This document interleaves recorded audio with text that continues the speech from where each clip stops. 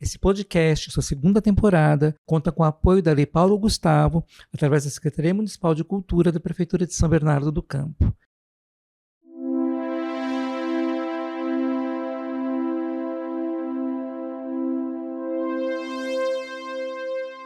Você está em Arte Adiante. Aqui nós vamos conversar sobre arte, cultura e possibilidades de criação, pensando no futuro para todos nós. Sou Nilo de Almeida, sou curador e museólogo, atuo já há alguns anos na área de cultura, me dedicando a pensar possibilidades para os museus e espaços de arte.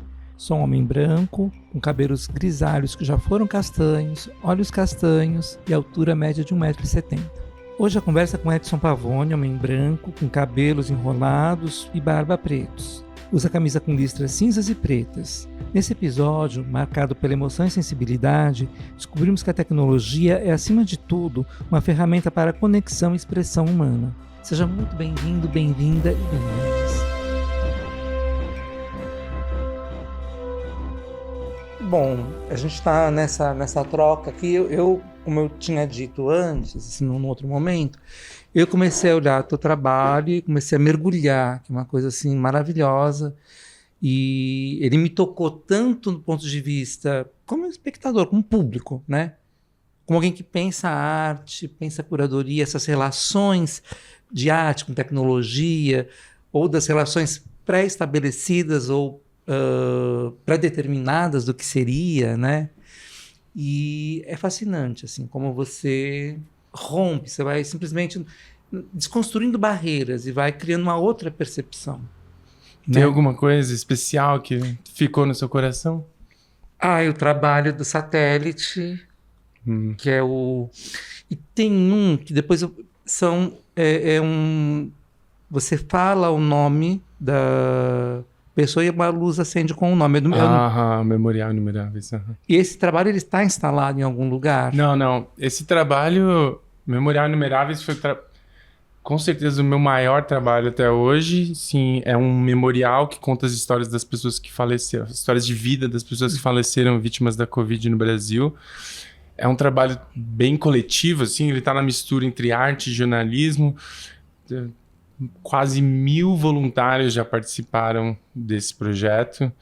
E o que a gente faz, basicamente, a gente contacta um familiar de uma pessoa que faleceu, a pessoa manda lá o contato dela, a gente conversa com ela, faz uma entrevista, a gente escreve um texto tributo da vida daquela pessoa que faleceu, aí depois a gente revisa e publica nesse site que tem algumas milhares de histórias já. Então, o Memorial Inumeráveis ficou muito famoso porque todo domingo ele passava no Fantástico, daí os atores e atrizes dramatizavam as histórias, mas ele também ajudou o jornalismo inteiro do Brasil a humanizar a cobertura da pandemia, porque era isso, né? Se você era jornalista durante a pandemia, você tinha duas coisas para falar.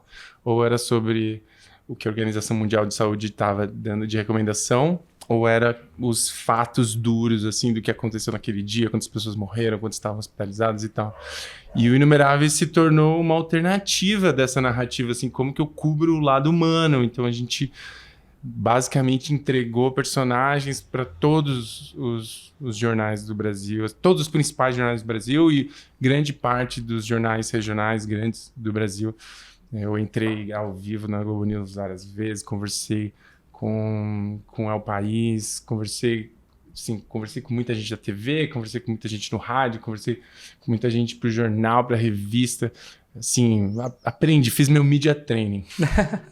E a instalação, aquela peça que o nome acende, ela estava instalada onde? Então, aquela peça, na verdade, bom, esse daqui é um podcast que fala sobre o futuro, acho que não tem nada melhor do que falar sobre essa peça nesse momento, porque essa é a visão de futuro, de como seria um memorial que marca os nossos aprendizados sobre a pandemia. Então, a vontade desse projeto, então, era assim, existe lá o memorial digital, ele continua existindo, a gente continua escrevendo histórias, continua entrevistando pessoas quase 4 anos depois, a gente continua fazendo isso, mas eu criei junto com um grupo bem multidisciplinar, assim, tem arquiteto, tem urbanista, tem dançarino, tem especialista em luto, um monte de gente que criou isso junto comigo, mas eu desenhei essa jornada que passa pelo o grito, o silêncio e a música, que é um jeito de ver a jornada do luto. Então, o começo desse processo, que é aquele muro grande, assim,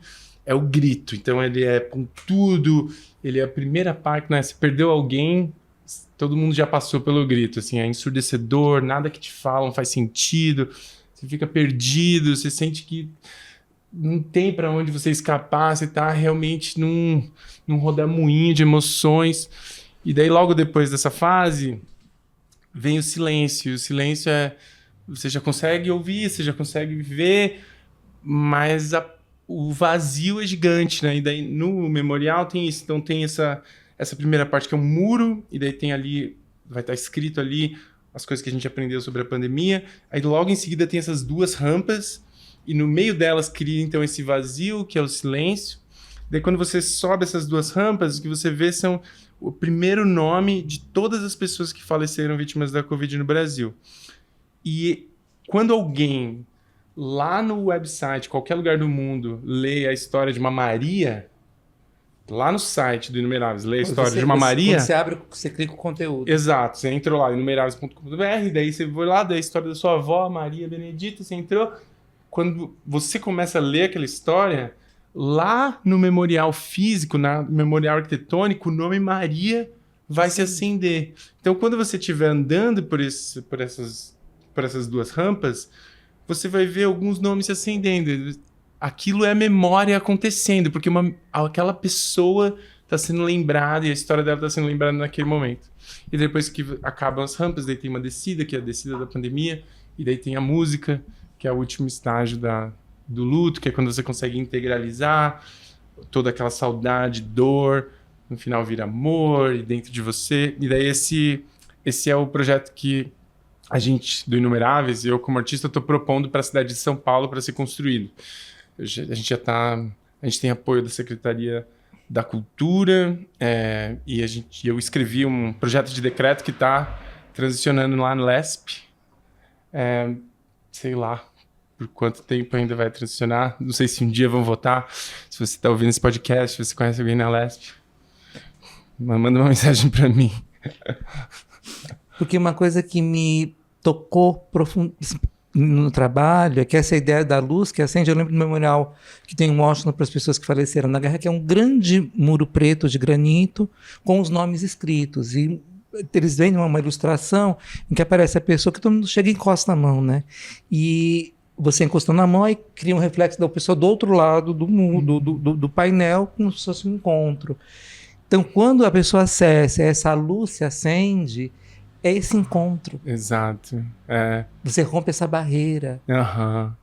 E é tão delicado, e é tão potente, e é tecnológico, né? Sim, sim. É super tecnológico, ao mesmo tempo, como todas as coisas que eu faço, assim, eu tento que elas não pareçam, assim, muito tecnologia, né? Assim, é mais sobre o significado, sobre a função, sobre a sensação que vai te dar, do que sobre você olhar para a coisa e entender ela como uma coisa super tecnológica, assim. Nesse caso, talvez foi um dos mais difíceis, porque eu estou trabalhando junto com esse grupo de voluntários há muitos anos, conversando com as pessoas e lidando com a morte. E esse é um estágio muito duro da vida das pessoas quando elas estão lidando com a morte. Então, tudo é muito sensível, assim. Ao mesmo tempo, é tão natural que, enfim, que ele precisa ser celebrado, de certa maneira. É difícil até de colocar numa narrativa, mas é verdade, assim, a coisa que passou e que era boa e que dá saudade, ela acabou. Então é triste demais, mas ao mesmo tempo precisa ser celebrada, né? Precisa ser celebrado que aquilo existiu. Então a luz, ela tem essa função aí. Espero que a gente um dia construa. Também espero, de coração. E é bacana quando a gente fala da tecnologia no teu trabalho, porque olhando assim, né, tudo que você desenvolve, as possibilidades, eu fico pensando muito, eu estava comentando com eles antes, né, que o Evandro Jardim, uma vez numa entrevista, e pergunta a questão da tecnologia, porque ele é um gravador, né? Como é que é a tecnologia no seu trabalho, a relação com a coisa gráfica? Aí ele abre uma gavetinha com as goivas, fala assim, isso aqui deve ter uns 2.000 anos. E a tecnologia também. Exato, super. Né? Aham. Quer dizer, a gente se encanta ou se ilude com uma ideia de tecnologia do digital, do eletrônico, mas é a fatura humana. Uhum. Né? E acho que o que é muito potente na tua produção é que você vai para esse campo, como você está falando do seu amigo lá do ateliê de pintura, tudo bem, não, pincel com a tinta, mas, cara, tá no mesmo caminho. Uhum. Né?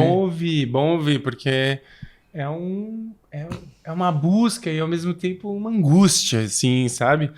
Porque é como eu falei, assim, meus amigos maravilhosos, assim, lá, consigo lembrar da Carola Braga, que trabalha com cheiros, uma super amiga, do Rafael Escobar, que trabalha lá com a coisa do adicto, né? A coisa da... Eu sinto, assim, que tem uma simplicidade no gesto que eu invejo, entendeu? Eu tenho uma inveja, entendeu? De quem consegue criar alguma coisa que ela é maravilhosa, na profunda leveza de ser. E eu sinto que esse não é o meu caminho, entendeu? Não é o meu caminho. Então, eu não tento, mas... O meu caminho é esse, eu construo coisas muito grandes, em geral elas dão muito, muito trabalho, elas precisam de muita gente, elas precisam fazer são em geral muito difíceis, mas no final elas só querem fazer um pequeno gesto, entendeu? É uma pequena coisa, mas realmente precisa de tudo isso em volta para acontecer. Mas é incrível porque eu acho que não tem minimalismo na sua produção, mas o que você fala é essencial. Acho que tem uma potência de essência no que você está trazendo, que eu estava lembrando agora só recuperar o nome do trabalho, que é A Place to Departure, é isso? Não, acho que esse é um excelente... É um excelente link. Aí na hora que eu li, eu falei assim, gente, onde será que está em São Paulo? Isso pra gente poder... Quero. Eu acho que esse trabalho, assim, ele foi me dado, assim, sabe? Foi um presente que eu recebi, porque primeiro que eu não imaginava, né? Eu vim da periferia, da Zona Leste, assim, um lugar distópico, um lugar que você precisa fugir. Ninguém pensa que vai ser um artista visual, entendeu? Assim, não é uma possibilidade verdadeira. Assim, você imaginar que você vai conseguir fugir desse jeito. Você tem que fugir assim. Você tem que trabalhar numa empresa, fazer alguma coisa. Você tem que fugir dali, assim. Eu acho que eu consegui fugir e quem me deu essa porta, assim, para fora da distopia foi a tecnologia. Então, eu aprendi a programar, aprendi um pouco de hardware, aprendi a montar computador. Sua formação é como sua formação é... Eu sou bem autodidata. Eu abri minha primeira empresa quando eu tinha 17 e ela fazia tecnologia e design, inclusive assim que eu conheci o nosso querido amigo Shunji. E eu comecei muito cedo, já um tanto empreendedor, assim, eu sentia que assim que dava para usar as coisas que eu tinha aprendido, técnicas, tecnologia, para fazer coisas e de repente as pessoas passaram a me pagar para fazer essas coisas. Então, eu faria até de graça, entendeu? Eu tinha 16 anos, mas daí a pessoa falou assim, você consegue fazer um site aqui que a pessoa entra e preenche formulário, se cadastra para o meu evento? Eu falei, consigo. Aí a pessoa então eu vou te pagar R$500. Topa fazer por R$500? Eu fiquei assim... Topo. E daí eu saí assim, pensando, meu Deus do céu, eu tô rico. Vou ganhar R$500. Vou fazer isso daqui em 2 dias. Vai ser muito maravilhoso. Então, a tecnologia me presenteou, assim, foi um caminho que eu gostava da coisa e de repente eu percebi que essa coisa poderia também me dar liberdade. E daí, depois que a liberdade veio, é que veio, então, assim, agora eu já tenho liberdade, agora eu já tenho essa empresa, agora eu já trabalho bastante com tecnologia. E daí, um dia, uma pessoa chamada Olivia Assudo, do saudoso Coletivo Amor de Madre, ela... Maravilhosa. Ela me viu um dia falar sobre tecnologia transparente, isso que a gente tá falando da Goiva, que é assim, isso aqui é tecnologia, aquilo é tecnologia... Toda tecnologia, na verdade, quer ser transparente, ela quer deixar de ser vista como tal. E toda tecnologia que é realmente muito boa e passa a ser essencial, ela deixa de ser vista como tal. Eu estava falando sobre isso e daí ela viu essa fala. Aí veio tomar um café comigo, a gente, né, se amou, conversou e tal. Lá pelas tantas desse café, ela falou assim, então, eu tô indo pra China e eu vou levar 10 artistas brasileiros e eu quero que você faça uma obra pra China. Aí eu fiquei... Mas eu não sou artista. E daí ela olhou pra mim, deu uma mini risada e simplesmente continuou falando do projeto, assim, me ignorou totalmente. E eu acho que eu ganhei esse presente da Olivia, entendeu? Ela que me viu e falou assim, olha, o menino é artista e nem sabe. Que engraçado. Então daí ela me presenteou então com essa oportunidade e foi quando eu fiz essa obra, A Place to Depart. Então fui pra China, a gente ficou lá, morando um tempo lá, produzindo essa obra lá. Mas o que ela é? Ela é uma escultura, então, para quem tá ouvindo aqui vai ter que conseguir imaginar, uma escultura feita de vidro e de madeira, que são 2 placas, uma de madeira e outra de vidro, e ela tá em pé, assim, num espaço público. Então é como se fosse um portal retangular de vidro que tá na sua frente. E tinha uma em Beijing, no espaço público em Beijing, e outra numa galeria aqui em São Paulo. E se uma pessoa encostasse no vidro lá na China, em Beijing, e outra pessoa encostasse no vidro aqui em São Paulo, no mesmo lugar e ao mesmo tempo, as 2 pessoas sentiam que tinham tocado uma na outra, por uma gentil vibração no vidro. E esses objetos, eles pareciam totalmente analógicos. Você não podia ver nenhuma tecnologia aparente neles, porque os sensores eles estavam embutidos na madeira, os transducers que vibravam o vidro também estavam embutidos na junção entre a madeira e o vidro. Então ela era um objeto totalmente, assim, que se mostrava totalmente analógico, mas ele tinha uma mágica. Ele servia como uma janela, que era a obra chama Place to Departure, mas a Olivia sempre chama de janela. E a janela, ela é essa, eu acho que ela é como minha gênese, assim, eu sou muito grato por ela ter nascido como minha gênese, porque eu acho que tudo que eu faço até hoje, assim, eu volto para ela e já estava lá, entendeu? Assim, ela é muito essencialmente o que eu faço, que é de um lado, eu tô criando uma experiência para as pessoas que elas estão com o corpo delas lá, certo? Então, assim, você tem que estar com o seu corpo presente para você ter a experiência. Senão, se você ver a foto, ouvir a descrição, é, assim, bem difícil de sentir. Então, é uma coisa de corpo presente. Então, meus trabalhos hoje em dia também são dessa característica. Ele usa bastante tecnologia, mas essa tecnologia está bem em segundo plano, assim, ela só existe para criar experiência para a pessoa, só existe para abrir esse portal para a pessoa experienciar alguma coisa. E eu acho que daí a coisa principal, assim, é que ela é tecnológica e não tem tela. Parece uma coisa boba, assim, mas é grande demais. Que, assim, toda vez que a gente pensa, eu quero fazer alguma coisa de arte e tecnologia, pá, na mente já vem. Tem uma tela, tem uma projeção. Um laptop. Exato. Tem uma tela, tem uma projeção. Uma dessas 2 coisas. Arte e tecnologia. É isso, assim. E não tem uma tela, nenhum trabalho meu. Não tem nenhum pixel. Todas as coisas, elas estão na matéria. Elas movimentam átomos. Elas movimentam o espaço. Elas precisam de você, dos seus átomos para funcionarem. E eu acho que essa sem querer, essa já é a essência de tudo que eu faço. Essa obra. E tem uma questão de energia vital, né? Em tudo que você faz, né? Essa energia que movimenta, que conecta, que move os mecanismos. Também tem essa questão de uma pulsão, né? Me fala mais, como se pulsão você diz do trabalho ou da pessoa ali? Pulsão de gênese, de vida, né? Deixa eu pensar numa Big Bang, como é que surgiu a vida? Você tá brincando um pouco com essa ideia, não é? Talvez.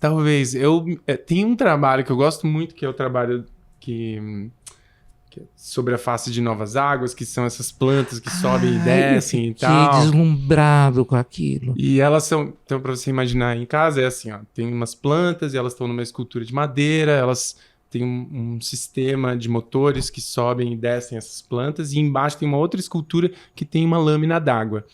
E essas plantas, elas sobem e descem ao seu bel prazer, mas toda vez que as plantas estão com sede, elas descem até essa escultura que está embaixo, apoiada no chão, e elas se aguam, elas se molham sozinhas. Eu me perdi. Como é que ela que diz quando é para descer o Ela mecanismo? que diz. Ela tem um sensor que diz quando ela tá com sede.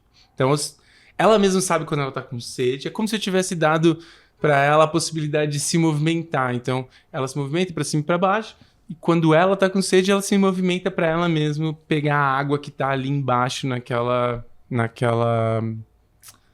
na escultura de baixo que tem uma lâmina d'água. E quando eu fiz esse trabalho, eu tinha muito dessa ideia de, sabe, assim, toda a vida surgiu da água, sabe, assim, tudo que a gente conhece que é vivo surgiu da água. Tem alguma coisa muito bonita quando você tira uma coisa da água e ela pinga, assim, na água.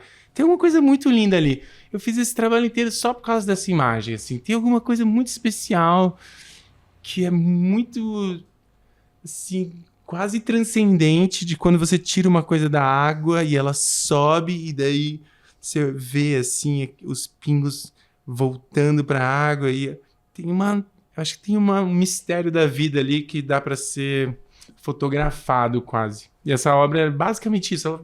Como eu falei, é 1 milhão de coisas, tem esse sistema mecânico, tem vários sensores, é super complexo, mas ela foi feita de verdade, assim, só para ter esse momentinho, assim, onde ela sobe da água e pinga. E a delicadeza das raízes tocando a água, né? Tem uma coisa de, quando a gente está falando, a água é energia vital, né? A água também é aquela questão do inconsciente e daquilo que é muito que nos conecta. Ela fica no meio, né? Entre o que é matéria, o que é o etéreo, né? Permeando tudo. É verdade. Nunca tinha pensado nisso, mas ela fica no meio. Ela tem um lugar conceitual do meio do caminho, assim, né? Entre o ar e a terra. Porque o teu trabalho também tem esse campo dessa tecnologia que eu não vejo, mas que ela existe. Eu acho que permeia também essa questão do espiritual, não no sentido, de modo algum, piegas, no sentido mais pleno, dessa conexão, né? De possibilidades. Então, essa integração, você pega um elemento, um ser vivo, ali você coloca ele com essa... Você não tem uma separação entre o que a gente fala assim, a tela, o touchscreen, que é a tecnologia, e a planta, que é o orgânico, o ser vivo, né? Põe todo mundo para conversar junto, está tudo certo. Exato. Eu procuro mesmo, assim, algum tipo de... Quando eu vejo quando eu estou trabalhando num conceito e eu tô olhando para ele e eu consigo ver a borda, sabe? Quando eu consigo olhar para falar assim, isso é tecnológico, isso daqui parece mais analógico e a borda tá presente, assim, eu olho e eu consigo ver a borda. Eu sei que eu não terminei ainda. Eu sei que eu preciso continuar até que essa borda esteja, assim, tão diluída que só eu vou conseguir ver, entendeu? E as outras pessoas não vão conseguir enxergar onde uma coisa começa, onde uma coisa termina. Eu acho que você pegou bem isso. Nunca tinha pensado desse lugar, mas eu acho que no meu processo de ver se uma coisa já está pronta, com certeza tem esse loop, assim. Isso daqui já está mesclado o suficiente.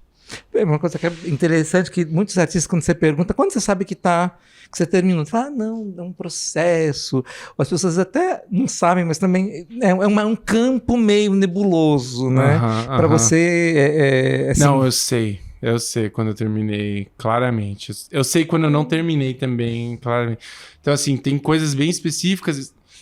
Por exemplo, as coisas que eu faço que se mexem, né? Ou que tem algum tipo de sensor, que tem algum tipo de...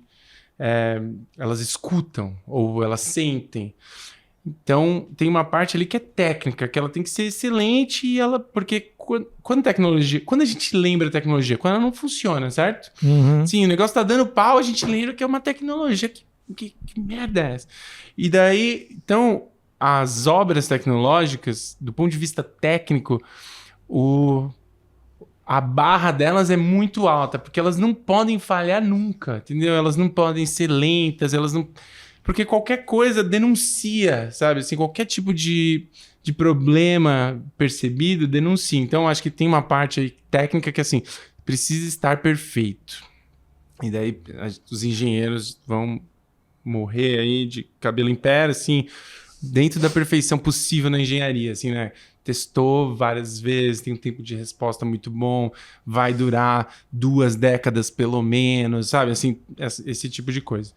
Então tem essa parte que eu acho que é uma parte mais fácil, eu consigo ver, isso daqui não tá pronto ainda e tal. Mas quando eu tô no processo de desenhar, quando eu tô no processo de conceitualizar, em geral, eu já sei mais ou menos o sentimento que eu quero, assim. Eu já sei o sentimento que eu quero. Então, às vezes eu chego numa ideia e falo assim, esse é o sentimento. Por exemplo, que nem eu falei agora, eu queria muito ver a vida nascer, esse momento da vida nascendo. Daí eu tinha essa imagem sabe, a planta saindo da água. Então, eu sabia que isso daí tava...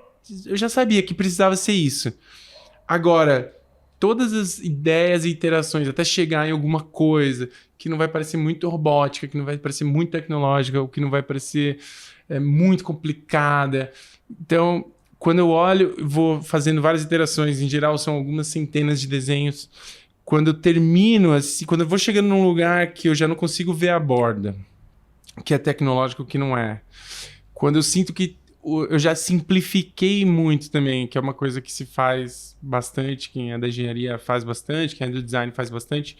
Acho que artista que trabalha com tecnologia também faz bastante, que assim, você resolve coisas por meio de arrancar elementos. Então assim, em vez de você tem lá uma ideia, ela já funciona aqui com esses 12 elementos. Mas aí você começa a falar assim, tá, mas e se eu tirar esse? E se eu resolver esse problema, assim, tirando aquela coisa? Então, você vai diminuindo a quantidade de elementos até ficar o mínimo possível, assim. É um processo de remoção de camadas, algo assim? É tipo uma limpeza. Você começa tentando resolver o problema e daí o problema vai... Quando você resolve ele pela primeira vez, a solução é muito complexa. E daí, antes de você construir essa coisa muito complexa, você começa a ir tirando, até que a solução fique essencial o suficiente. Acho que o projeto que a gente acabou de falar, a janela Place to Departure, tem essa característica, assim.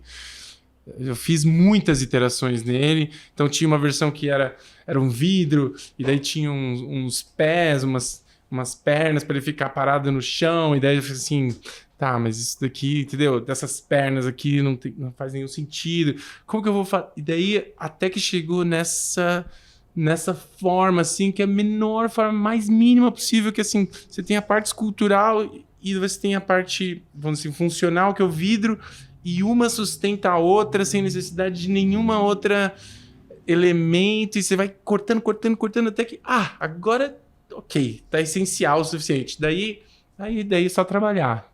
Mas eu sei que acabou. Daí é só, tipo assim, trabalhar um trabalho mais duro, assim. Mas eu sei que acabou. Assim, não, conseguimos, chegamos, e daí dá agora só pra fazer. Uhum. E quando você esteve na China, você conheceu Ai Weiwei? Conheci, velho, que história, velho. Que história. Sério, porque assim, eu fui, né, como eu falei, foi minha primeira empreitada como artista na vida. Assim, eu nem sabia que eu era artista, alguém me falou. Então daí eu cheguei lá na China e daí eu tinha essa obra para produzir. Eu estava extremamente empolgado com ela, mas eu nunca tinha visto ela funcionando, certo? A gente fez um protótipo, a gente fez os desenhos, tinha os 3Ds, tinha o jeito de montar, mas a gente foi montar na China. E tinha um outro time montando aqui em São Paulo. E daí você vai na rua que só tem um monte de vidro, você vai na rua que só tem madeira, lá em Beijing.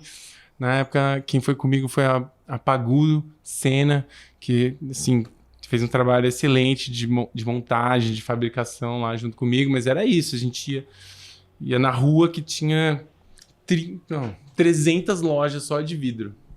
Aí na outra rua tinha 300 lojas só de madeira. E daí você ia conversando com as pessoas, né? Assim, não adianta nem falar inglês, a gente falava português mesmo, porque eles não falavam inglês. Então a gente falava português mesmo e ia só aqui, ó, assim, desenhando, na mímica, enfim.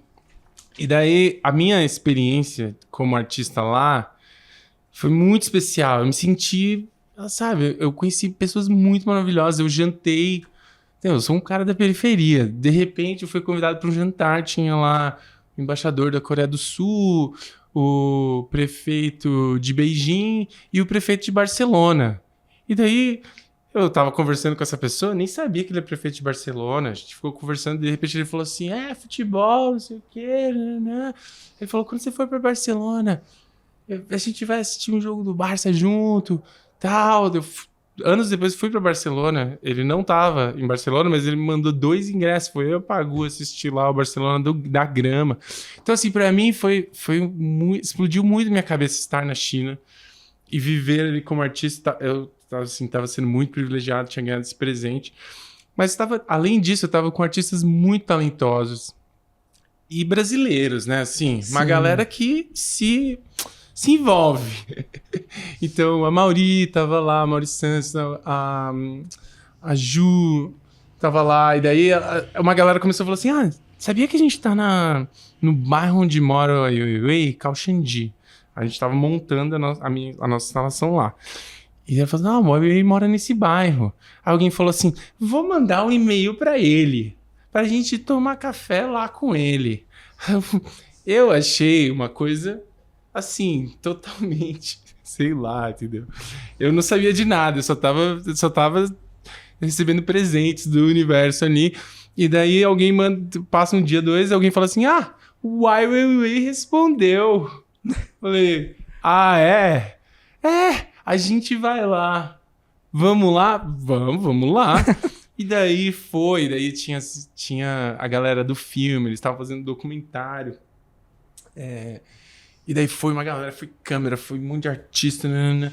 E daí então, batemos lá no ateliê dele. É o ateliê dele clássico, aquilo lá, que aparece em todos os filmes e tal, ali em Kaohsiung.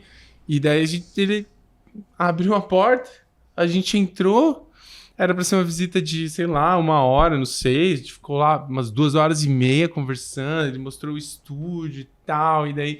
a galera muito empolgada, eu converso com o outro, e ele ficou lá com o Henrique Stabile conversando sobre o Minhocão. Sério, ficou meia hora conversando sobre o Minhocão em São Paulo. Aí depois a gente conversou um tempo, assim, daí ele me perguntou da janela, eu falei como que era e tal, né? Aí passou essas 2 horas, fizemos foto, fizemos vídeo, aquela coisa brasileira, assim, fizemos maior bagunça. Na época ele estava produzindo aquela escultura das bicicletas, então tinha o comecinho ali, então ele mostrou pra gente, a gente viu, e o time dele muito legal do estúdio e tal. Eu fiquei assim, poxa, que legal. Aí voltamos e continuou trabalhando ali, né? Muito trabalho até a abertura, montando essa instalação. E daí, passou, sei lá, uns 20 minutos. De repente, a gente olha ali na esquina, tá o Ai Weiwei andando, assim, na nossa direção. Ele ficou curioso, foi lá ver. Foi lá ver como que era a instalação, como que era. Daí ficou me perguntando como que o sensor funcionava, como que a coisa funcionava. Eu mostrei pra ele. E na época, depois eu entendi que ele estava em prisão domiciliar, né? Então ele não podia sair, assim. Então ele chegou lá com os capangas, assim, a gente não entendeu nada, mas era isso. Ele não podia sair de casa. Mas foi muito legal, assim. Depois a gente se viu outras vezes, aí quando eu estava na China, quando ele veio para São Paulo para fazer Raiz, a Ai Weiwei, junto com o Marcelo Dantas, a gente também se viu de novo. Eu vi ele aqui em São Paulo, foi muito legal. Assim, me inspirou demais conhecê-lo. Eu acho que ele é o artista mais importante, assim, do meu hall de inspirações, por causa do impacto, assim. Eu sou meio apaixonado por impacto. As pessoas das artes não gostam muito dessa minha obsessão, mas eu gosto muito de impactar muita gente. Assim, não só... impactou profundamente 500 pessoas, eu acho legal, mas eu gosto mais de impactar, assim... 4 milhões. Então, a última vez que uma consultoria externa fez lá um cálculo para o Inumeráveis, que é esse projeto que eu fiz lá, que apareceu no Fantástico e tal, eles calcularam que 1 em cada 6 brasileiros teve contato com Inumeráveis. Já gostei, entendeu? Esse daí é o tipo que... Sim. Eu tive contato. Depois que eu me toquei, eu tive contato. Eu curto esse tipo aí. Esse é o tanto de impacto. Eu acho que o Ai Weiwei, ele consegue... ser profundo, sim, né? Consegue ter a profundidade que as artes plásticas em geral conseguem ter. Então, né, muitos artistas são muito profundos em alguns temas, sabem tudo, entendem, conseguem propor questionamentos muito interessantes, mas tem pouquíssimo alcance, né? Assim, as artes plásticas, elas perderam para a música, assim, né? Assim, a música, se alguém começa a falar uma coisa amanhã na música, ela entra na conversa de todo mundo. As artes plásticas têm muito mais dificuldade de entrar na conversa. Eu acho que o Ai Weiwei, como poucos artistas, ele tá na conversa. E isso daí me inspira demais. Não, acho que o que é muito bacana, e o teu trabalho também acho que passa por esse caminho, e quando você fala que vai porque é um artista querendo olhar o outro, né? Isso é muito bacana. Pessoa que está aberta ao olhar curioso do outro. E acho que essa questão de você... Porque uma coisa que é um pouco delicada na arte contemporânea, vamos colocar assim, tem trabalhos que são bons, você tem que ter 5 livros junto para ler, interpretar. E legal, acho que o teu trabalho do Ai Weiwei, por exemplo, você pode escrever... Mas quando você faz o trabalho ali, que você vê no Fantástico, que o trabalho ilumina, né? Todo mundo que olha pode entender. Acho que essa questão não é uma questão que você fala assim, não é meramente você fala assim, não, eu quero atender 4 milhões. Mas você toca 4 milhões. Eu acho que tem uma coisa... É uma escolha, né? Ser acessível também... O que eu sinto é isso, assim, muito pouca gente consegue ser acessível e profundo ao mesmo tempo. Sim. É difícil, né? Assim, Sim. em geral, você tem que sacrificar alguma coisa. Eu acho que o Ai Weiwei não sacrifica, né? Então, realmente um inspirador. Mas conheço gente muito profunda, entendeu? Assim, que entende a floresta, que vai fundo ali no sentimento da floresta, no som da floresta, não consegue te entregar isso. O próprio Bruno Novelli, assim, consegue te entregar isso de um jeito... Sim, é tão profundo, é tão maravilhoso. Você sabe que a pessoa passou a vida naquele assunto, então é um mestre e chega em você de um jeito não muito racional, assim, totalmente límbico. É muito maravilhoso. Mas é isso, eu acho que fica um tanto... É difícil você conseguir ser profundo e ter um altíssimo impacto, né? Um impacto muito grande. Mas esse, assim, é isso que eu gostaria de fazer da vida, ser um artista que consegue ir profundo e consegue impactar muita gente. Como Cristo também, né? O Cristo e a Jean-Claude, não, maravilhosos, né? Assim, esses daí são muita inspiração pra mim. Cristo e Jean-Claude, eles fazem um negócio gigantesco, aí vendem uns desenhos dessa coisa gigantesca pra conseguir dinheiro pra fazer a próxima coisa. E daí fazem a próxima coisa maior ainda, e assim por diante. E uma coisa que eu fiquei pensando, você tá falando do ateliê, você falou do seu amigo... Eu fico pensando como é... Você tem um ateliê ou mais de um ateliê? Como que é pra mim, assim? Como é que é o teu processo? Porque por onde você começa? Tem um bloquinho? É no teclado?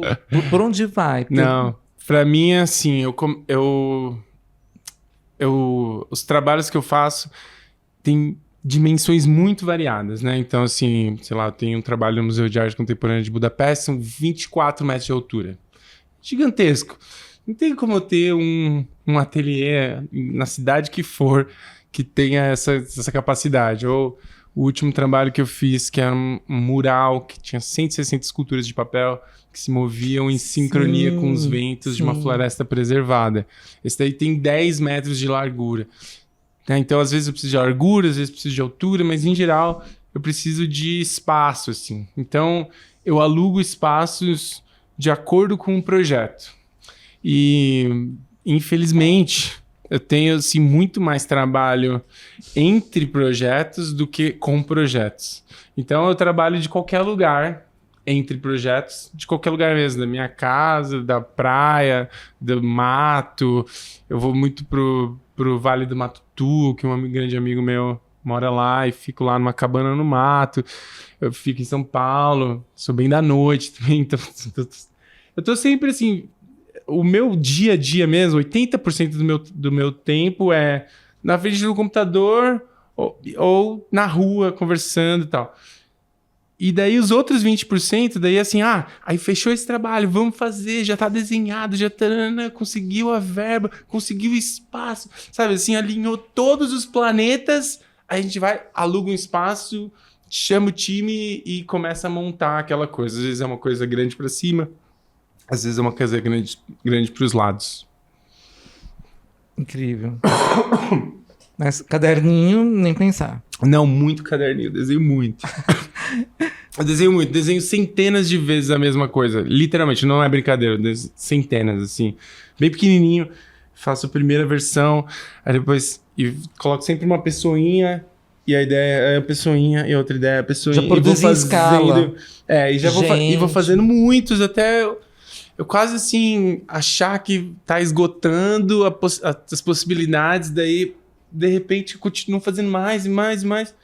Em algum momento eu fico contente com a quantidade e daí começo a pego uma dessas ideias e vou aprofundando, assim. Mas eu desenho muito antes de começar uma coisa. Porque é isso também, quando uma coisa vai começar, ela vira um projeto de engenharia.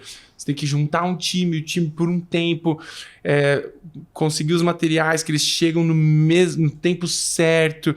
Enfim, daí depois você vai mandar para aquele espaço, tem o jeito de fazer a logística. Os trabalhos são bem complexos de engenharia, então eu gasto bastante tempo na pré-produção, imaginando como eles vão ser, imaginando como eles vão ser montados, como eles vão ser desmontados, como que eles vão caber no caminhão, se eles vão caber no caminhão, se a gente vai montar, a gente vai montar tudo isso, é bem papel. E tem uma coisa de circuito também no teu processo, né? Porque você já fez Bienal do Mercosul, já fez... Você falou em Budapeste, né? Foi na China.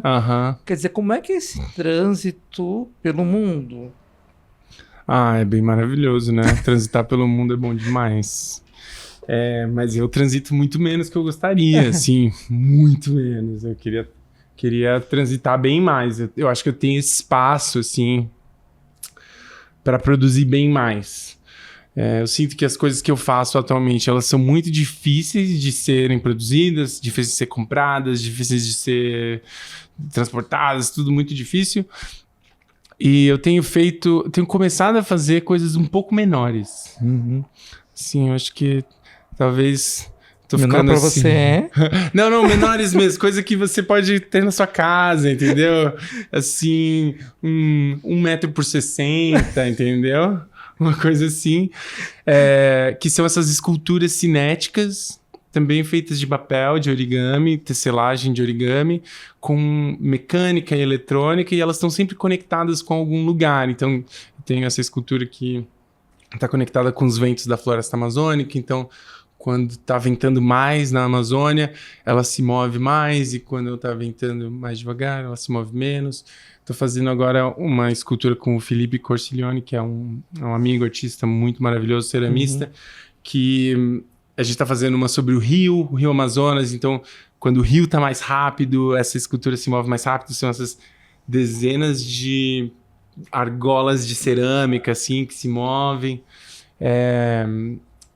Eu fiz recentemente, na minha última residência artística em Nova York, eu fiz uma escultura que fala que é uma escultura de papel, um pedaço dele está conectado com os ventos de Ramallah, na Palestina, e o outro está conectado com os ventos de Tel Aviv, em Israel. E daí eles movem com essa mesma dinâmica, conectados com esses dois lugares. É um trabalho que se chama Dreams Not Sold Separately, essa ideia de que assim tem sonhos aí que eles não dá para comprar um deles só. Então eu tenho trabalhado em fazer coisas um pouco menores. Quem sabe uma galeria me acha viável assim, que eu nunca tive uma. Porque também é uma questão, quer dizer, eu tô tentando te entender e não dá para encaixar ou pensar você num circuito, né? Mas eu tenho que mudar isso, né? Você não acha, Lilo? Me dá uma opinião aqui, já online. Me fascina, eu acho que me fascina essa... Porque tem uma autonomia, uma possibilidade plena de criação que é fascinante. É muito legal. Mas ao mesmo tempo, assim, eu acho muito maravilhoso, óbvio, né? Eu tô fazendo isso há 10 anos, tá? Eu amo. Mas eu sinto que, assim, sabe, assim, é um pouco cansativo de todas as vezes ter que criar o seu espaço, entendeu? Assim, por exemplo, o Circuito das Artes tem um espaço, você tem exposições, tem as instituições, e daí os tamanhos são mais ou menos os mesmos e tal. Então, toda vez faz sentido, assim, tem um quadro, vou chamar tem essa exposição, vou chamar aquela pessoa, tem mais ou menos esse tamanho, as paredes têm esse tamanho. Assim, toda vez que eu faço alguma coisa, a gente tem que pensar, mas e o caminhão? Entendeu? Assim, todas as vezes tem que pensar, mas aonde vai ficar? Mas qual que é o pé direito? Mas assim... Como é que conserva? Exato. E como é que eu vou fazer depois da manutenção? E assim, entra andaime lá, sabe? Assim, tem uma coisa de todas as vezes ter que fazer uma operação muito especial, que obviamente eu amo, né, se não estava fazendo, mas que também eu acho que limita bastante o quanto que eu consigo impactar. E como minha pira, entendeu? Meu vício é impacto, daí eu agora tô assim, não, preciso ter pequenos, médios, grandes, que vão pro espaço, que ficam na terra, que ficam debaixo d'água, preciso ter de todos os tipos. Você tiragens extensas, porque deve ser meio compulsivo no processo também, né? 100% compulsivo. Mas eu acho que tá tudo drivado nesse mesmo lugar, assim, tá tudo conectado no mesmo trem, que é o quanto de impacto eu consigo ter, o quão mais amplo eu consigo espalhar essa mensagem. A gente nem falou sobre isso, né? Mas a minha coisa principal, assim, quando eu falo o impacto, pra quê, né? Assim, porque eu sinto que tecnologia, toda vez que a gente pensa em tecnologia, a gente pensa assim, nosso imaginário, né? Nossa, a tecnologia tá aumentando, então Matrix, Exterminador do Futuro. Sim. E 2001, né? Assim, 2001... a humanidade já até acabou, você só tá vendo a reprise. O Matrix, tipo assim, somos todos escravos, o Exterminador do Futuro, o Schwarzenegger voltou e está te perseguindo, entendeu?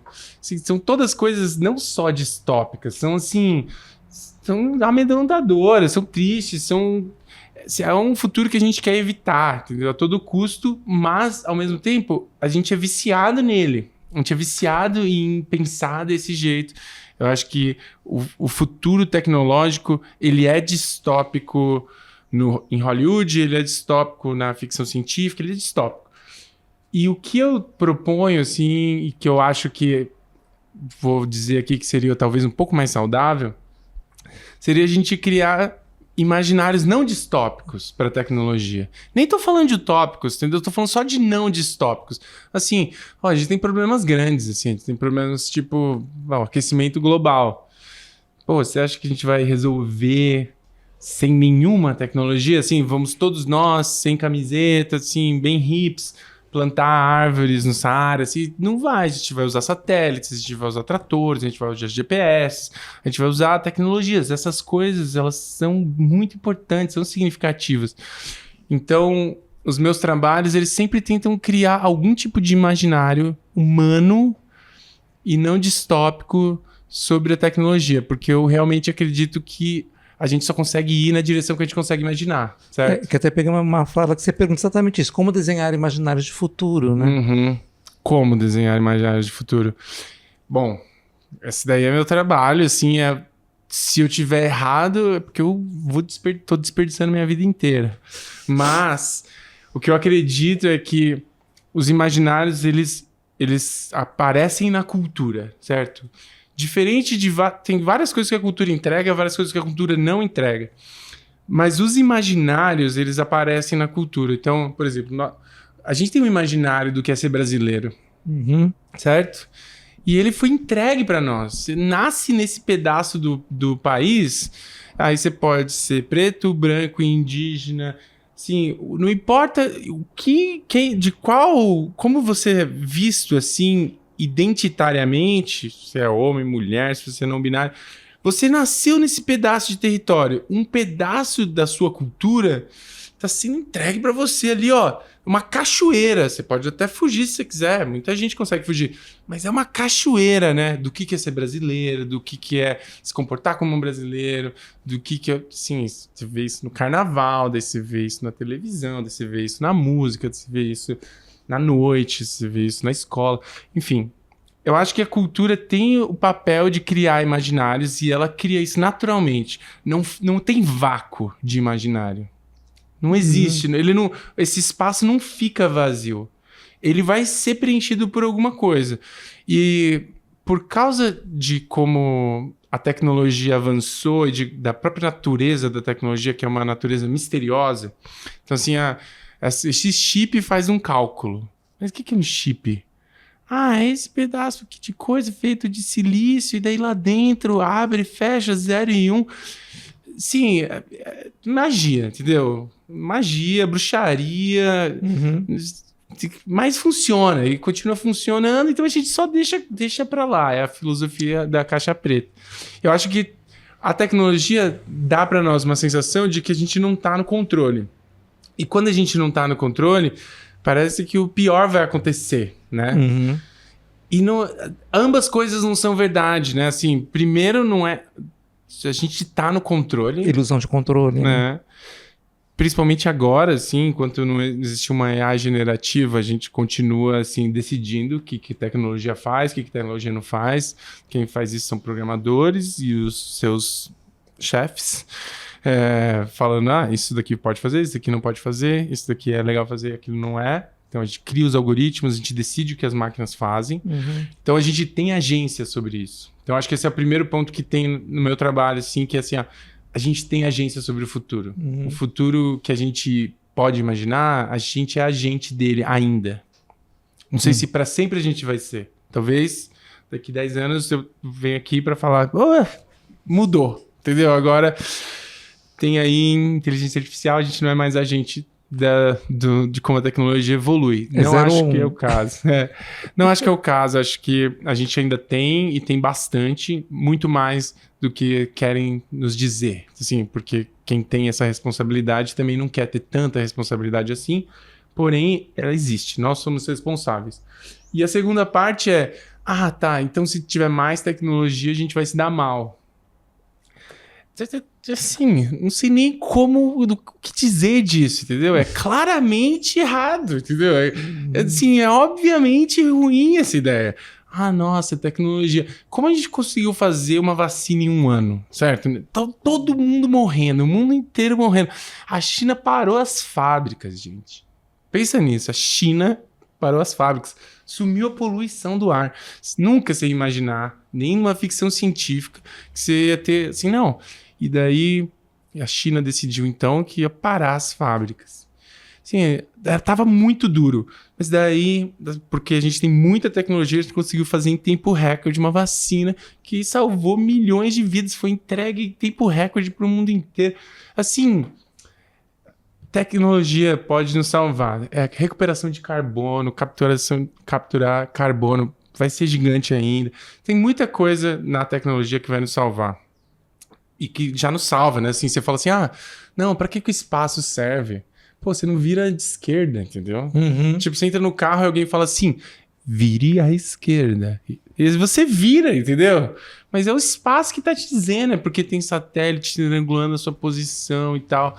Então, sim, a tecnologia pode ser usada para coisas muito ruins, vide, né, guerras e enfim, mas também ela pode ser usada para imaginar um futuro diferente, mais humano. E aí tem duas questões que acho que passam, né, pela tua produção e que te impactam. Eu queria também entender como é que isso impactou e te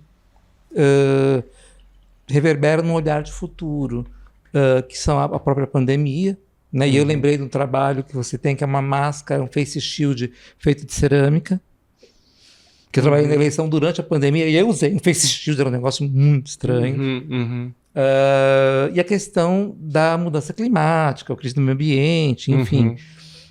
Que é essa relação também da tecnologia versus meio ambiente, que é o teu trabalho quando você coloca a plantinha ali, desconstrói totalmente essa tirando essa linha. Essa mentira, mas que estão presentes na tua produção dessa reflexão de futuro. Então, eu acho que assim, a pandemia para mim foi eu tava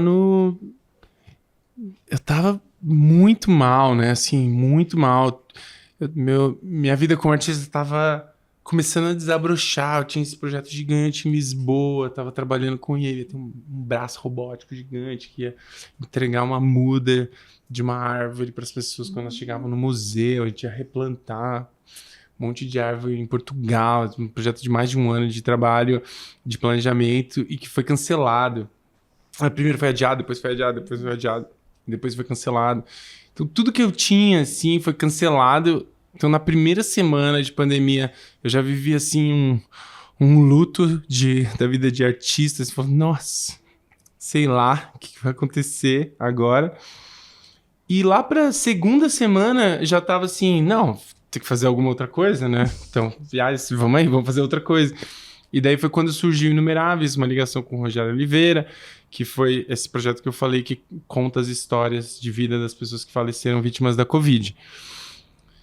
Esse projeto começou a ficar tão grande, né? Tinha tanta gente trabalhando, tantos voluntários, a gente estava em contato com tantas pessoas, que eu aprendi demais, assim, aprendi muito. A pandemia me ensinou muito sobre a morte, assim, me deixou confortável com a morte, assim, muita gente morrendo, daí você conversa com essas pessoas, e daí você, por causa do seu trabalho ali, de ouvi-las, você percebe que você ajudou elas a elaborar um pedacinho dessa jornada do luto delas, e depois de um tempo você percebe assim, olha como que é, nessa jornada é assim que acontece, olha como é natural isso, e daí você repete 1 vez, 2 vezes, 10 vezes, centenas de vezes. Depois de um tempo, assim, a morte passou a ser uma parte da minha vida, sabe? Uma coisa que eu não tenho mais medo, assim. Sim, tenho, né? Tipo Gil, assim, não tenho medo da morte, mas tenho medo de morrer. Sim, é dimensão humana, né? Exato, assim, vai que dói, entendeu? Na hora, não sei. Mas a pandemia me ensinou muito sobre a morte, me deixou muito mais confortável com a minha finitude. Me ensinou também que dá para fazer projetos profundos e com altíssimo impacto no campo das artes visuais, no campo das artes plásticas, no campo das artes multimeios. E assim... E ficar isolado, né? Assim, óbvio, tem toda a parte muito dura. Você chegou a ficar um período... Muito. Fiquei, assim, 2 anos sem sair da minha casa. Assim, muito, muito isolado mesmo. Eu e minha namorada, meu filho e a nossa cachorra. E daí...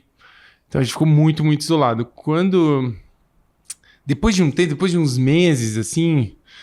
a minha vida tava ótima, entendeu? A minha vida tava ótima. Tava trabalhando numa coisa que era impactante, que ajudava ali a situação. Tava ali amando, sendo feliz... transando todo dia muito, tava uma maravilha, entendeu? Sim, tava bom demais, e daí você não tinha que sair, você não tinha que fazer nada, tava todo mundo ali online, até festinha era online. Gente, eu achei ótimo depois de um tempo, mas daí, né, eu não percebi também o quanto eu adoeci, assim, quanto foi difícil perder o toque para as outras pessoas, como essas coisas, elas foram passando, e também fica claro o quanto a gente consegue se acostumar, né? Quanto a gente consegue se adaptar a situações assim tão tensas assim como essa. Mas eu espero que, assim, sobre a pandemia, o que eu sinto é que a gente não aprendeu o que deveria ainda, sabe? Eu acho que o aprendizado não está bem distribuído. Então, se acontecer de novo, ou quando acontecer de novo, eu acho que a gente vai passar por problemas muito, muito graves. E eu sinto que uma parte da solução para a gente não passar por problemas muito graves, para a gente não repetir os mesmos erros, é guardar a memória. Então, por isso, a criação do Memorial Inumeráveis, eu advogo por ela.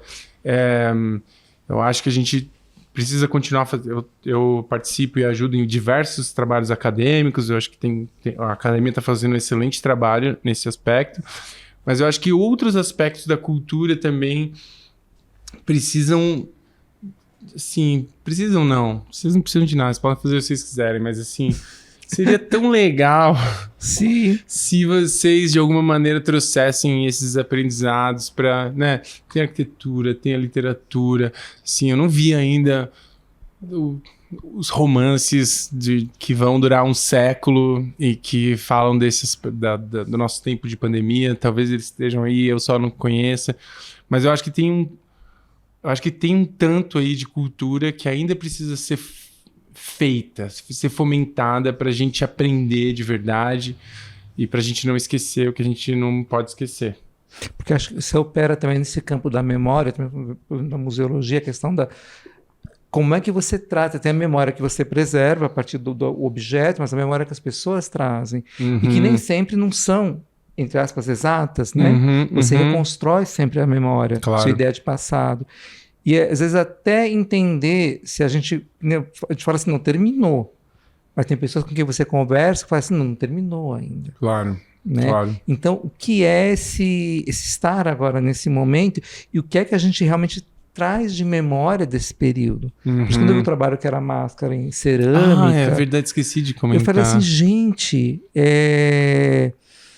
E perpassa a questão da tecnologia, né, da fatura, dessa questão, eu releio uma questão contemporânea, a proximidade com o corpo que aquele objeto tem, e que ao mesmo tempo isola, né? Sim. As barreiras que são colocadas, quer dizer, acho que nós ainda estamos entendendo, e o seu trabalho, olhando a tua produção, essa preocupação que você tem em não preservar a memória, mas apontar a memória.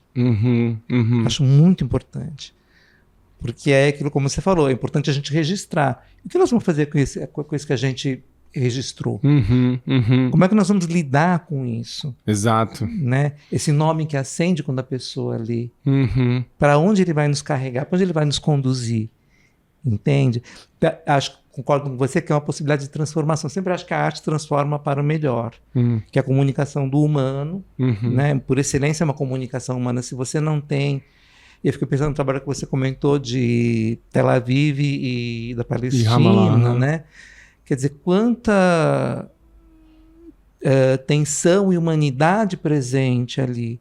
Né? E como nós vamos lidar com isso? Né? As áreas de conflito também, que é uma questão que sua produção também traz. Sim. Né? Porque o próprio lidar com quando você brinca com a ideia do Schwarzenegger lá, que foi governador, né? Já está numa outra energia, mas essa ideia não há disputa, na verdade, né?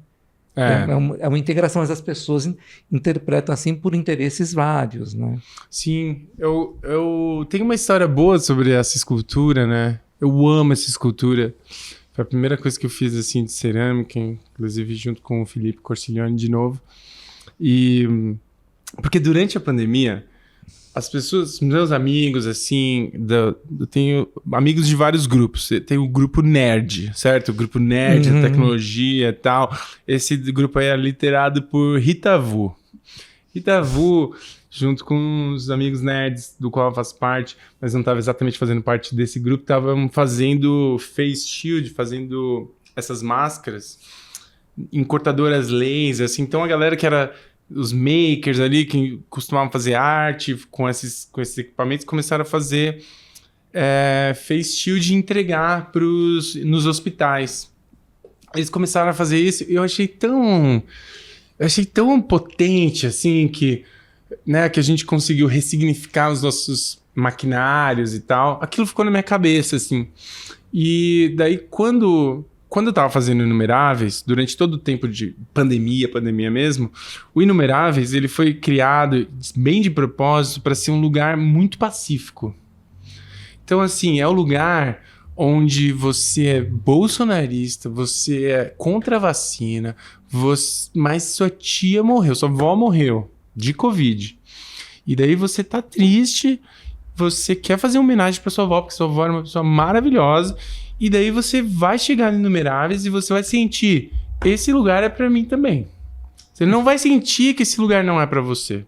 Então o Inumeráveis, ele foi muito longe, vamos dizer assim, e fez tudo que podia para ser um lugar de paz, para ser um território de paz, um território totalmente neutro, que as pessoas se sentiam bem à vontade. E daí, sem querer...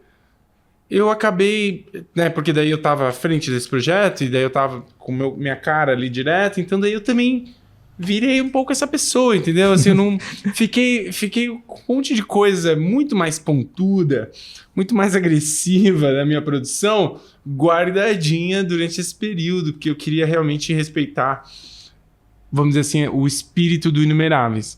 Quando acabou esse período, acabou a pandemia, primeira coisa que eu fiz, entendeu? Fiz uma exposição individual, coloquei todas essas obras na rua. Uma dessas é essa daí, que é uma máscara, um face shield feito de cerâmica, e a ideia é essa, assim, que você tinha, ele chama Crente, né? Essa obra chama Crente. E daí a ideia é que, assim, você tinha os crentes, né? Quem que eram os crentes durante a pandemia? A galera de linha de frente, eles acreditavam que existia um vírus, entendeu? Eles acreditavam, o vírus está ali. E daí você tinha uma quantidade enorme da população evangélica do Brasil que não acreditava que tinha vírus.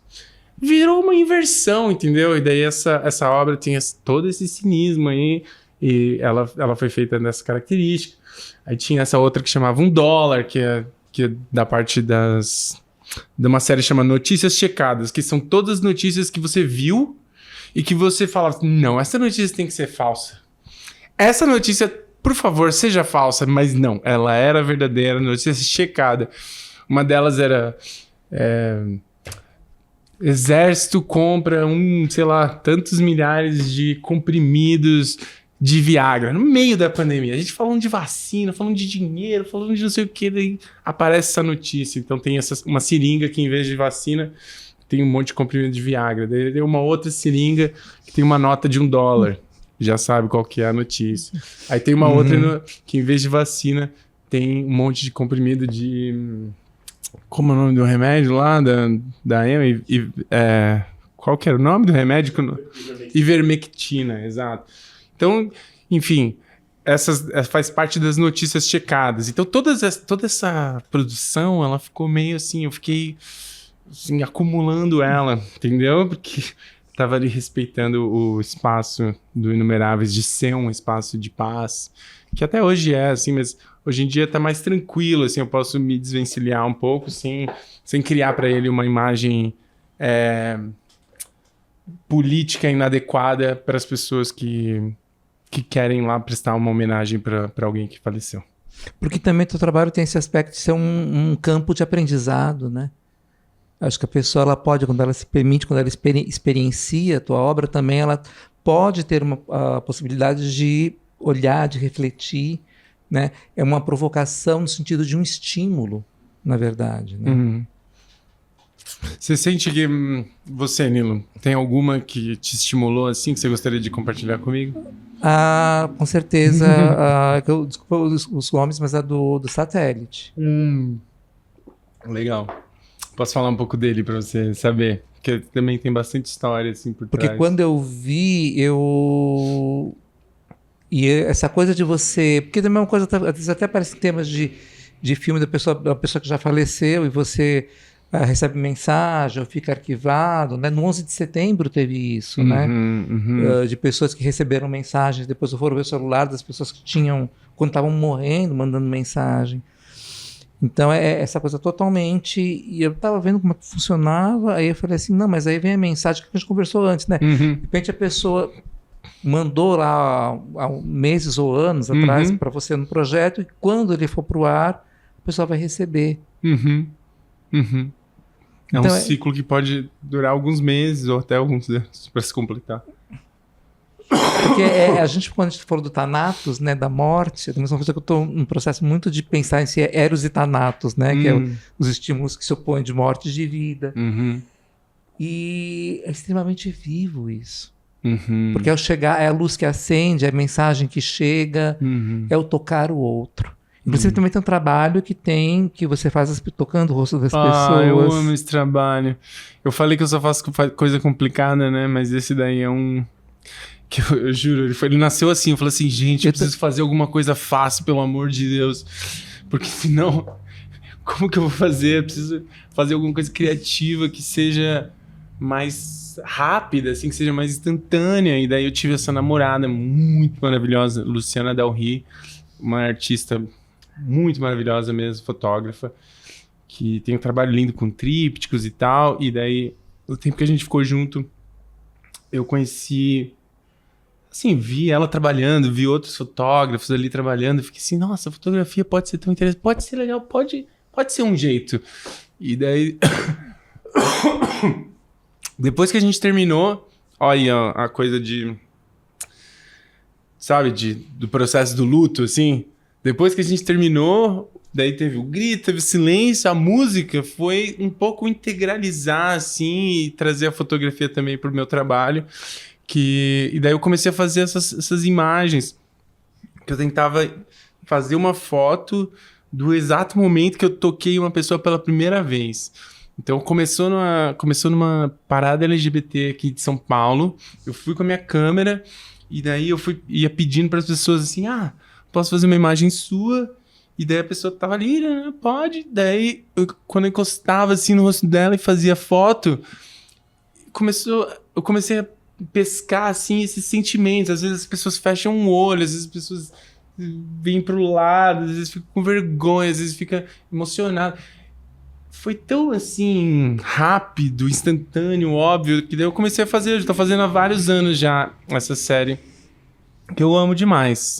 Chama Primeiro Sentido, porque tem essa ideia de que o tato, na verdade, é o primeiro sentido que a gente desenvolve antes de ver, antes de sentir com gosto, antes de sentir cheiro. Quando a gente está na barriga da nossa mãe, a gente primeiro desenvolve o tato. E esse, então, é o mais básico sistema de conexão que a gente tem, né? E daí, e é muito interessante que toda vez que encosta na pessoa, eu nunca consigo saber exatamente o que vai acontecer, assim, a pessoa, não é tão fácil de entender se a pessoa vai... Mas é sempre muito bom, as pessoas fecham os olhos, elas movem o rosto, elas ficam, assim, surpresas. É sempre muito interessante. No Brasil, eu consigo simplesmente ir dançandinho ali, encostar na pessoa, em qualquer outro lugar do mundo, que eu já fotografei em vários lugares. Eu tenho que perguntar, assim, tudo bem? Então, se eu estender a mão e tocar você, a pessoa diz que sim. Mas é um pouquinho awkward, assim. Mas no Brasil funciona muito bem. Você nem precisa que pedir. Acho que é uma questão de brasilidade, né? Muito. Essencial. Muito. E é incrível porque você falou da questão né, do tocar ser a primeira experiência. E quando a criança está no mundo, ela começa a se descobrir, se tocar. E quando ela se percebe no mundo? Quando ela percebe o outro. Uma certa borda, né? Uma margem. Quando você toca o outro, você não só se percebe, como você se coloca no mundo. Verdade. É verdade. A gente vai descobrindo a nossa borda na borda dos demais, né? Na borda do mundo. Total. O toque tem essa característica, assim. Eu sou bem fascinado, assim, pela ideia do toque. Tem esse pesquisador chamado Matt Ferguson, que escreve só sobre filosofia do toque. Eu já li todas as coisas dele. Tem muita coisa muito interessante, assim, na ciência. Tipo, se você perder a visão, você consegue ter uma vida razoavelmente normal. Se perder a audição, uma vida razoavelmente normal. O paladar é mais raro. Você consegue... Se você perder o tato, que é raríssimo acontecer, a pessoa, mesmo se ela tiver os outros sentidos, ela não consegue ter uma vida normal. Ela não consegue sentir a sua própria existência no mundo. E daí, em geral, é uma síndrome incapacitante. A pessoa não consegue produzir nada, não consegue viver. É super raro de acontecer. Mas e também pouco intuitivo, né? Porque eu acho que a gente não presta tanta atenção, assim, de como o toque, na verdade, informa a gente o tempo todo, né? Eu tô sentado na cadeira, tô sentindo o meu peso, tô sentindo o meu coração bater, eu tô sentindo o ar passar. Isso informa a minha vida inteira de um jeito tão pervasivo que a gente naturaliza. Mas eu achei muito interessante que em casos muito raros, se você perder a capacidade de sentir o toque, sentir tato, é totalmente incapacitante para você. E fotografia também, como que você usa como técnica nesse tipo de trabalho, né? Que também como tecnologia teve essa questão quando ela surgiu, aquelas discussões, né, que já estão super superadas, e é uma expressão de arte hoje em dia. Você também vai lá e se apropria, né? Sim, também me aproprio, sem vergonha nenhuma. sem vergonha. Eu sei que tem a galera das artes, da fotografia, assim, Marcelo Greco, que o grupo de estudo dele de fotografia reunia na minha casa. Uma galera realmente muito especial que aprofunda demais nisso, assim, né? E, assim, eu sou muito grato pelo aprofundamento que eles fazem. Eu acho que, no meu caso, eu diria que é mais... É quase como se fosse, assim... deixa eu brincar um pouquinho também, entendeu? Sim. Deixa eu brincar só um pouquinho também. Eu prometo que, assim... prometo que eu vou fazer bom uso da tecnologia que vocês estão desenvolvendo e colocando para frente. Porque, realmente, tem... A galera da fotografia é uma galera extremamente profunda. Eu tenho bastante admiração, assim, porque é uma galera que realmente... Assim, estuda imagem, estuda a sequência de imagens, estuda o sentimento das imagens de um jeito realmente muito profundo. eu acho que meu uso da fotografia ele tá mais associado com esse... É quase como se eu estivesse usando a fotografia mais para registrar aquela experiência mesmo, entendeu? É mais sobre a experiência que tá ali no conteúdo, sobre o sentimento que aparece ali, do que sobre a capacidade formal das minhas imagens de serem obras de arte. Memória do afeto, né? Isso, Nilo, perfeito. Memória do afeto, assim, aquela coisa que acontece ali, e daí você tenta capturar de algum jeitinho, e daí esse foi o jeitinho aí nessa série de fotos. E elas ficam em uma plataforma digital? Você imprime? Como você trabalha esse registro? Eu gosto muito de foto impressa, assim. Eu gosto muito de foto no papel, assim. Eu acho a coisa mais linda do mundo.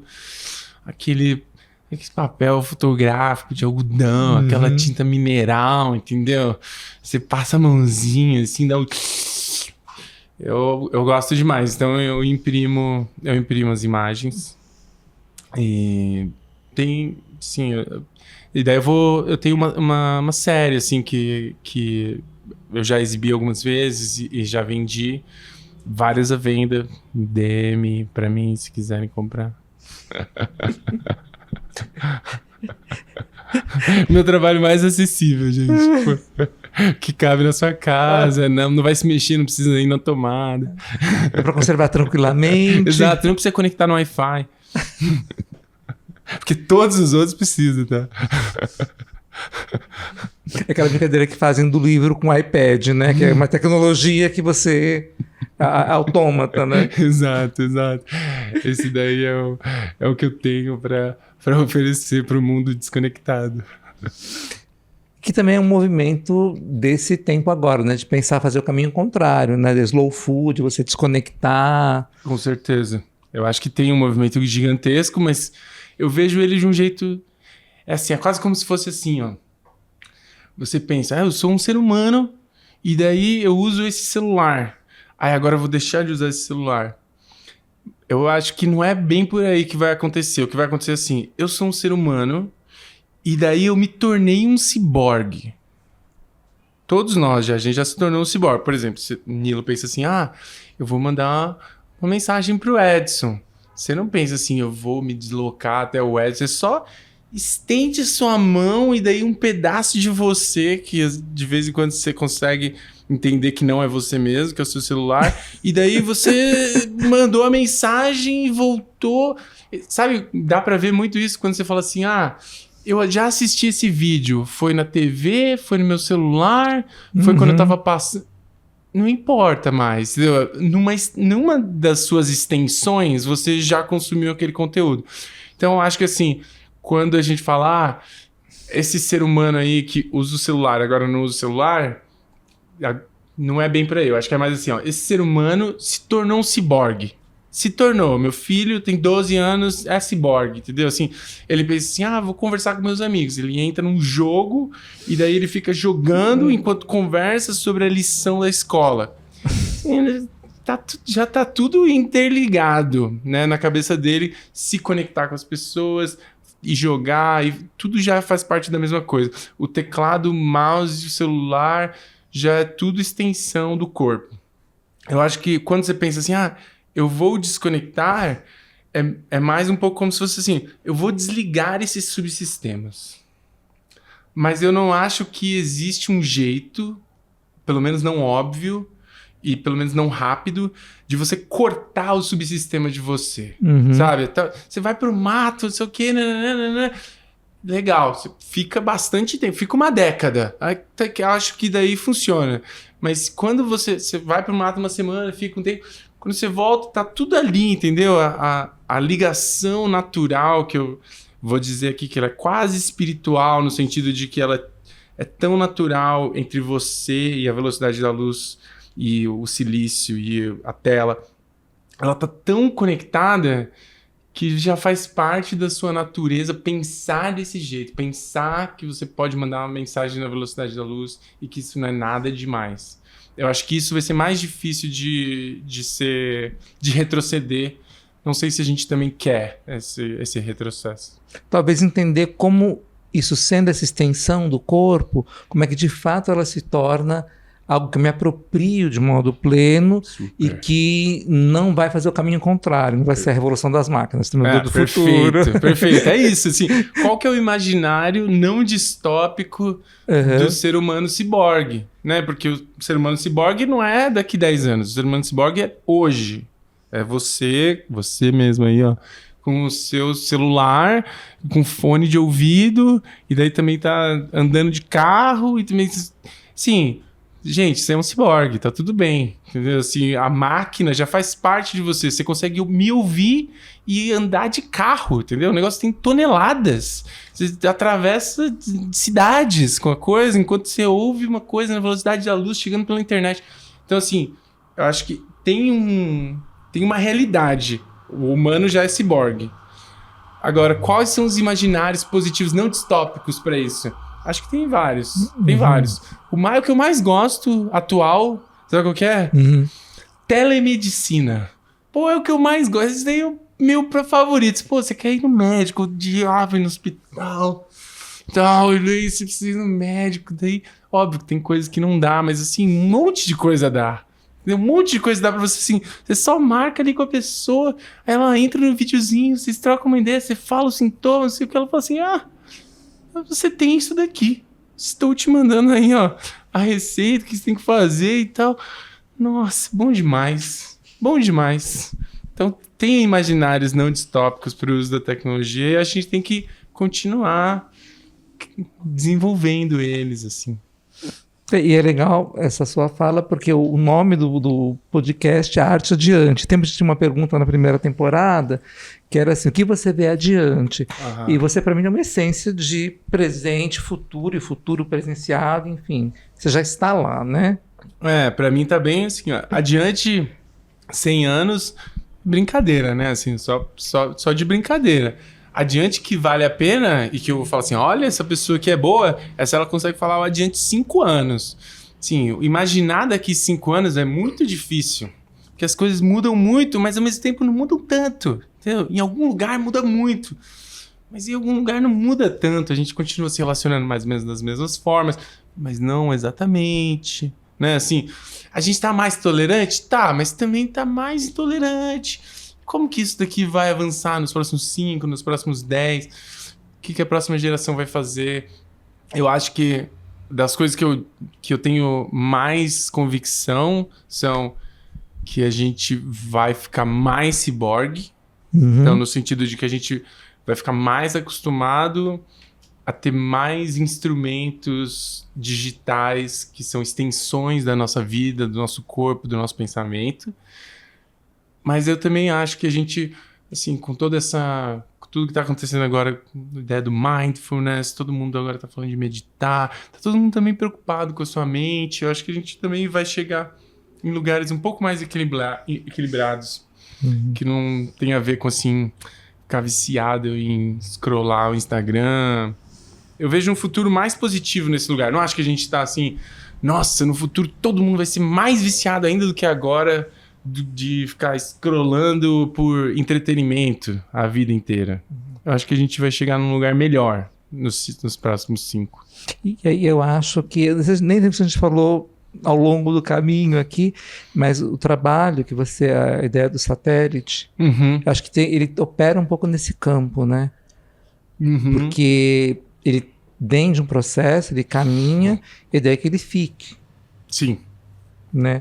Então essa ideia de as 3 linhas de tempo conectadas e ao mesmo tempo dessa questão que é totalmente humana, né? Da mensagem que vem pela extensão midiática, mas que vem poética, né? Sim. Vou explicar para quem tá ouvindo o que é o satélite. O satélite é o templo orbital, vai ser o primeiro satélite artístico do sul global a ser enviado para o espaço, assim, o espaço mesmo, espaço sideral, fora da Terra. E ele foi construído como se fosse uma escultura, assim. Uma escultura que parece um templo. Linda. Mas, ao mesmo tempo, ele é um satélite mesmo, funcional, que se comunica com a Terra. E ele vai ser enviado para o espaço, então ele vai ficar onde? No céu, certo? Ele vai ficar dando voltas na Terra, mas ele vai ficar no céu. E daí aqui na Terra vai ter uma antena, vai ter um website. Você vai poder entrar, qualquer pessoa, de graça, vai poder entrar nesse site e vai poder enviar um nome. Para onde? Para o céu. Para ficar num templo no céu. Então, a ideia é como se estivesse criando primeiro, obviamente é um templo no espaço, mas também é um templo não meritocrático. Uhum. É uma negação da meritocracia, porque assim, até o céu foi colonizado, entendeu? Você só pode entrar se tal. A quem pertence o céu, e né? quem que fez essa regra aí, entendeu? Você tem que se perguntar quem que fez essa regra aí, porque você pensa, não, o céu tudo bem, se o cara ou a pessoa acredita que o céu isso, aquilo, deixa ela acreditar no que ela quiser. Não é bem assim, porque se um grupo de pessoas acredita que se eu sou homem e tenho tesão em outro homem, eu não posso entrar no céu, esse grupo de pessoas também vai tá sendo informado o que é o preconceito que ela vai ter. O preconceito dela tá alimentado nesse lugar. E daí você pode levar isso para qualquer coisa. Então, assim, a mulher que tem seus direitos reprodutivos, assim, garantidos. Então, ela decidiu que ela queria abortar o filho de um estupro. Essa pessoa não vai para o céu, dependendo da cultura que ela nasceu, do lugar geográfico que randomicamente foi sorteado para ela nascer. Se ela não vai para o céu, daí você pensa, não, tudo bem, mas ela nem acredita nisso. Não, mas toda a comunidade em volta acredita nisso, o que informa o preconceito. E a vida dela fica muito pior. Uhum. Então, o céu, na verdade, é o instrumento mais devastador de colonização, porque não dá... Por exemplo, o Portugal colonizou o Brasil, mas dava para destruir Portugal, entendeu? Dava para lutar contra Portugal. Portugal existia. Então você podia lutar contra aquela coisa. Agora o céu não, o céu é assim, você não pode lutar contra, você tem que respeitar, mesmo que esteja assim, desrespeita os direitos humanos, mas você tem que respeitar mesmo assim, porque é a crença de cada um. Não é bem assim. O céu está colonizado e as crenças limitantes e preconceituosas que o céu informa precisam ser combatidas. Essa é a minha ideia. Esse satélite, o templo orbital, ele rompe esse céu, né? Exato, daí tá criando um de graça, olha só. Tô fazendo uma concorrência desleal mesmo, entendeu? É de graça. Você pode entrar quem quiser, você que manda o nome, entendeu? Não vai passar lá pelo meu crivo, você que vai mandar. E a ideia é os nomes são pessoas ou vivas ou que já faleceram. Exato, é. A maior parte das pessoas que experimentaram o templo orbital durante a Bienal do Mercosul, na Bienal de Tashkent, elas enviaram nomes de pessoas importantes para elas que já tinham falecido. Algumas pessoas... Foi muito interessante, porque algumas pessoas enviaram nomes de pessoas que já tinham falecido, que elas consideravam muito maravilhosas, que elas amavam muito, mas que, segundo os padrões, não deveriam ter ido para o céu. Então, a tia, que era lésbica, enfim, tinha uma coisa que aconteceu muito linda também na Bienal do Mercosul, foi um homem trans que, quando soube, né, como funcionava, enviou o nome morto, o seu nome antigo, nome dele. O nome Nossa. Então foi, sim, muito interessante. Até o Estadão fez uma matéria, entrevistou essa pessoa. Eu acho que assim, a ideia desse projeto é que as pessoas se apropriem, assim. Uhum. E eu um tanto quero observar e ver como que no final é meio que assim, se a gente consegue imaginar um céu que não é meritocrático, um céu que acolhe, a gente também consegue imaginar como seria o mundo, como seria a nossa sociedade se esse fosse o céu que todo mundo acreditasse. O céu que nos acolha, né? Uhum. Tem até um filme belíssimo com esse nome, o céu que nos acolhe. Nossa, incrível. E até eu preciso fazer uma ressalva em relação a mim, que eu cometi um pequeno erro aqui ao longo da nossa conversa, que é não falar às vezes os nomes das obras, né? Mas como eu falei, eu fiquei tão, assim, deslumbrado, acho que não é um termo, mas tão impactado em todos os aspectos possíveis com o teu trabalho, Edson, que é assim, eu fui no entendimento do que do processo, né? E aí, o nome, claro que é importante, mas assim, a essência que me vem mais forte em cada proposta. Eu tô adorando essa entrevista, porque eu tô tendo essa oportunidade de falar desses assuntos e até, assim, conseguir elaborar um tanto eles, assim. Eu tô adorando esse papo. Obrigado. Porque se deixar, bom, a gente precisa, né? Ciclos da vida também fazem parte, né? Em algum momento, esse podcast também vai morrer. Esse episódio, daqui a pouco. Mas... Você queria alguma coisa que você lembre, que você queira partilhar? Não, acho que eu sinto que, assim... Se você, galerista, se você gostou disso, converse comigo. Esse que eu tenho para compartilhar. Nunca tive uma galeria, de repente, quem sabe? Agora eu tô fazendo coisas pequenas. Eu fui instruído a, tipo assim, me portar como uma donzela, entendeu? No mundo das artes. Você tem que ficar tipo uma donzela. Você não fala com as pessoas, você espera elas virem falarem com você e tal. Mas é que assim... estamos aqui, tô com o Nilo aqui, ele é curador. Então, assim, é isso. Tô querendo uma galeria legal. Se você tá em São Paulo, Nova York, fala comigo. Queria deixar registrado quanto foi, pra mim, assim, maravilhoso essa conversa. Me alimentou, sabe? Me aqueceu a alma, assim, poder estar conversando com você. E também, porque é uma coisa também que a gente, ao longo do caminho, quando você vai... Essa coisa de olhar os portfólios e ler sobre, pesquisar sobre. Às vezes tem momentos que você quer alguma coisa que te desloque, né? E te lembre por que é que você está fazendo isso, entendeu? E a tua produção me fez isso de um modo muito que forte. Demais. Muito bom saber disso, Nil. Uma gratidão imensa. Muito feliz também por esse papo. Obrigado, Shinji. Acho que é isso. Então vamos, né? Se não, muito obrigado e até em breve. Obrigado, querido.